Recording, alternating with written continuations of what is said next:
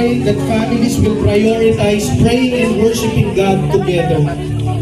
We lift up every family and household to you and continue to ask for your divine providence, because we believe that everything we ask in your name will be added. Cover us with your love and protection as we face uncertainties for 2020.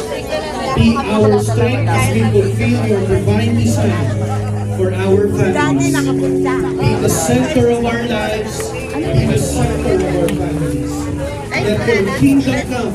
Ay, wala na. Let your will be done in our lives. Wala na, dyan sa kabila. And families. Marami pa yun, marami pa pala. Sorry po. Ay, wala na rin. Ay, ito ayaw matanggal. Just as you have loved us. May our unity bring glory to your name and be a testimony of your love to the world.